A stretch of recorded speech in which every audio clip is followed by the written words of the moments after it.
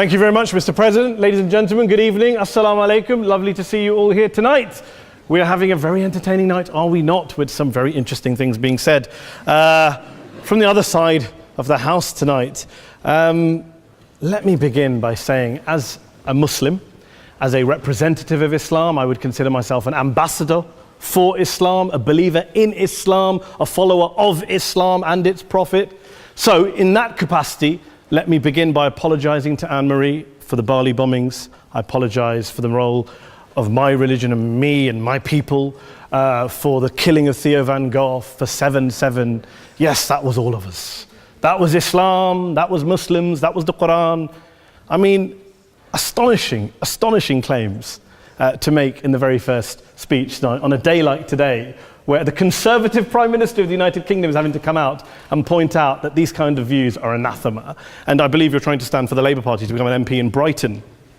If you do, and you make these comments, I'm guessing you'll have the whip withdrawn from you, but then again, UKIP's on the rise, they'll take you, the BNP, they might have something to say about your views. This is what Mehdi Hassan always does. By the way, just on a factual point, since we heard a lot about the second speaker, about how backward we Muslims all are, on a factual point, you said that Islam was born in Saudi Arabia. Islam was born in 610 AD. Saudi Arabia was born in 1932 AD. So you were only 1,322 years off. Not bad? Not bad start there. Talking of maths, by the way, a man named Al-Khwarizmi was one of the greatest mathematicians of all time, a Muslim, worked in the golden age of Islam. He's the guy who came up with not just algebra, but algorithms. Without algorithms, you wouldn't have laptops. Without laptops, Daniel Johnson tonight wouldn't have been able to print out his speech in which he came to berate us Muslims for holding back the advance and intellectual achievements of the West, which all happened without any contribution from anyone else other than the Judeo-Christian people of Europe. In fact, Daniel David Levering, the author of the Pulitzer Prize-winning historian and author of The Golden Crucible, points out that there would be no Renaissance, there would be no Reformation in Europe without the role played by Ibn Sina and Ibn Rushd and some of the great Muslim theologians, philosophers, scientists in bringing Greek texts to Europe. As for this being our university, I will leave that to the imagination as to who is our and who is there. I studied here too. An astonishing set of speeches so far making this case tonight. A mixture of just cherry-picked quotes, facts and figures, self-serving, selective, a farrago of distortions, misrepresentations, misinterpretations, misquotations. Daniel talked about my article in the New Statesman, which got me a lot of flack, where I talked about the anti-Semitism that is prevalent in some parts of the Muslim community, which indeed it is. Of course, I didn't say in that piece that it was caused by the religion of Islam. In fact, modern anti-Semitism in the Middle East was imported from, finish the sentence, Christian, Judeo-Christian Europe, where I believe some certainly bad things happened to the Jewish people. In fact, Tom Friedman, Jewish-American columnist in the New York Times, told me in this very chamber last week that he believed, had Muslims been running Europe in the 1940s, 6 million extra Jews would still be alive today. So I'm not going to take lessons in anti-Semitism from someone who's here to defend the Judeo-Christian values of a continent that murdered 6 million Jews. Moving swiftly on. Yes. Absolutely. Well, I'm about to make that point. No, I'm about to make that point. You're right. I agree with you 110%. That is my point. I don't think Europe is evil or bad. I'm a very proud European. I don't want to judge Europe on that basis, but if we're going to play this gutter game where we pull out the Bali bombing and we pull out examples of anti-Semitism in the Islamic community, then of course I'm going to come back and say, well, hold on. I mean, look, let's be very clear. Daniel here was a last-minute replacement for Douglas Murray, who had to pull out. And Douglas and I have a well-documented differences, but to be fair to Douglas, as to be fair to Anne-Marie and to Peter, atheists. Atheists see all religions as evil, violent, threatening. What the problem I have with Daniel's speech is that Daniel comes here to run this robust defense of Christianity, forgetting that his fellow Christians, people who said they were acting in the name of Jesus, gave us the Crusades, the Spanish Inquisition, the anti-Jewish pogroms, European colonialism in Africa and Asia, the Lord's Resistance Army in Uganda, not to mention countless arson and bomb attacks on abortion clinics in the United States of America to this very day. I would like a little bit of humility from Daniel first before he begins lecturing other communities and other faiths on violence, terror and intolerance. But, no thank you. Some water. But I would say this, to address the gentleman's very valid point here, I'm not going to play that game. I don't actually believe that Christianity is a religion of violence and hate because of what the LRA does in Uganda or what Crusaders did to Jews and Muslims in Jerusalem when they took back the city in the 12th or 13th or whatever century it was.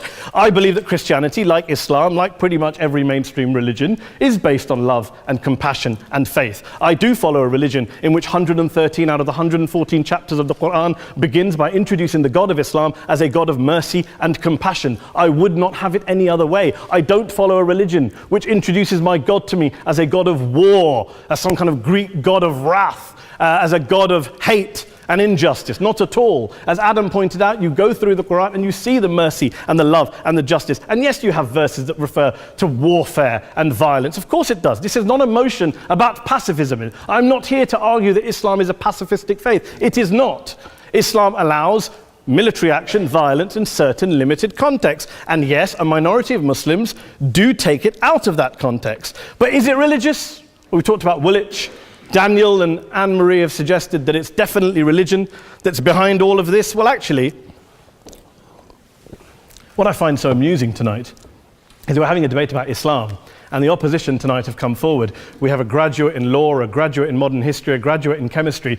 And, you know, I admire all of their intellects and their abilities, but we don't have anyone who's actually an expert on Islam, a scholar of Islam, a historian of Islam, a speaker of Arabic, even a terrorism expert or a security expert or a pollster, let alone to talk about what Muslims believe or think. Instead, we have people coming here, putting forward these views, putting forward these sweeping opinions. Listen to Professor Robert Pape of the University of Chicago, one of America's leading terrorism experts, who, unlike our esteemed opposition tonight, studied every single case of suicide terrorism between 1980 and 2005, 315 cases in total. And he concluded, and I quote, "There is little connection between suicide terrorism and Islamic fundamentalism or any of the world's religions. Rather, what nearly all suicide terrorist attacks have in common is a specific secular and strategic goal to compel modern democracies to withdraw military forces from territory that the terrorists consider to be their homeland." And the irony is, when we talk about terrorism, the irony is that the opposition and the Muslim terrorists, the Al-Qaeda types, actually have one thing in common, because they both believe that Islam is a warlike, violent religion. They both agree on that. They have everything in common. Osama bin Laden would be nodding along to everything he's heard tonight from the opposition side. He agrees with them. The problem is that mainstream Muslims don't. The majority of Muslims around the world don't. In fact, a gentleman here started quoting all sorts of polls. Gallup carried out the biggest poll of Muslims around the world, of 50,000 Muslims in 35 countries. 93% of Muslims rejected 9/11 and suicide attacks. And of the 7% who didn't, they all, when polled and focus grouped, cited political reasons for their support for violence, not religious reasons. And as for Islamic scholars and what they say, well, Daniel talks about our University of Oxford. We'll go down to Oxford Centre for Islamic Studies, get hold of a man named Sheikh Afifi al-Akiti, who is a massively well-credentialed and well-respected Islamic scholar, who has studied across the world, who in the days after 7/7 published a fatwa denouncing terrorism in the name of Islam, calling for the protection of all non-combatants at all times, and describing suicide bombings as an innovation with no basis in Islamic law. Go and listen to Sheikh Tahir al-Qadri, one of Pakistan's most famous Islamic scholars, who published a 600-page fatwa condemning the killing of all innocents and all suicide bombings unconditionally without any ifs or buts. There's nothing new here. This is mainstream Islam, mainstream scholarship, which has said this for years. You don't go out and kill people willy-nilly in the high street or anywhere else on a bus or a mall based on verses of the Quran that you cherry-pick without any context, any understanding, any interpretation, or any commentary. Point of information. Please. Well, it doesn't happen apparently. I didn't say it doesn't happen at all. I never said it didn't happen. I don't blame Islam. Yes, it's a very good point. And a lot of us are campaigning against that. And we're campaigning against it in the name of Islam. We're campaigning against it in the name of various interpretations of Islam. Anne-Marie comes and scares us with her talk of Sharia law. I would like to see the book of Sharia law. It doesn't exist. People argue over what Sharia law is. And you empower the extremists by saying there is only one version. You empower them all. I don't believe you took any interruptions, Anne-Marie, so I think you should stay there for a moment. Several countries. Here's what we're dealing with. Here's what we're dealing with. We are dealing, I took your point. Here we are dealing with a 1400-year-old global religion followed by 1.6 billion people in every corner of the world, a quarter of humanity, of all backgrounds, cultures, ethnicities. And yet the opposition tonight wants to generalize, stereotype, smear in order to desperately win this debate. And here's my question, if we're going to generalize and smear. If, okay, people say yesterday's bombers, and we've got to be careful, there's a trial going on, were yesterday's attackers, motivated by Islam? Big debate. I don't believe they were. Let's say they were. Let's say Faisal Shahzad, the Times Square bomber, was motivated by Islam. Let's assume, for sake of argument, that Richard Reeves, the shoe bomber, was motivated by Islam. If Islam is responsible for these killings, if Islam is what is motivating these people, and Islam is therefore not a religion of peace, a religion of war, then ask yourself this question: why aren't the rest of us doing it? Why is it such a tiny minority of Muslims are interpreting their religion in the way that the opposition claim they are? Let's assume there are 16,000 suicide bombers in the world. There aren't. Let's assume there are for the sake of argument. That's 0.001% of the Muslim population globally. What about the other 99.99% of Muslims who the opposition tonight either ignore or smear? The reality is that the rest of us aren't blowing ourselves up tonight. The reality is that the opposition came here tonight not worried about the fact that me and Adam might pull open our jackets and blow ourselves up tonight because we're followers of a warlike warrior religion which wants to take over Europe and Daniel's university. The issue is this.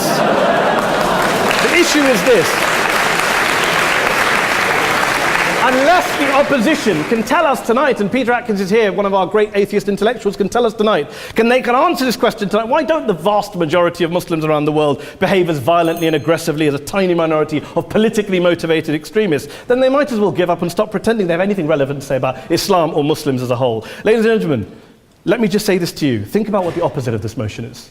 If you vote no tonight, think about what you're saying the opposite of this motion is. That Islam isn't a religion of peace, it's a religion of war, of violence, of terror, of aggression. That the people who follow Islam, me, my wife, my retired parents, my 6-year-old child, that 1.8 million of your fellow British residents and citizens, that 1.6 billion people across the world, your fellow human beings, are all followers, promoters, believers in a religion of violence. Do you really think that? Do you really believe that to be the case? They say that in the Oxford Union, the most famous debate was in 1933 when Adolf Hitler looked out for the result of the King and Country motion, where they voted against fighting for King and Country, and Hitler was listening out for the result. Well, tonight, 80 years on, there are two groups of people around the world who I would argue are waiting for the result of tonight's vote. There are the millions of peaceful, non-violent, law-abiding Muslims both in the UK, Europe, Asia, Africa and beyond, who see Islam as the source of their identity, as a source of spiritual fulfillment, of hope, of solace.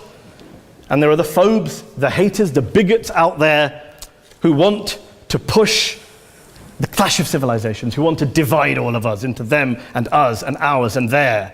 Ladies and gentlemen, I urge you all not to fuel the arguments of the phobes and bigots. Don't legitimize their divisions. Don't legitimize their hate. Trust those Muslims who you know, who you've met, who you hear, who don't believe in violence, who do want you to hear the peaceful message of the Quran as they believe it to be taught to the majority of Muslims, the Islam of peace and compassion and mercy, the Islam of the Quran, not of Al-Qaeda. Ladies and gentlemen, I beg to propose this motion to the House. I urge you to vote yes tonight. Thank you very much for your time.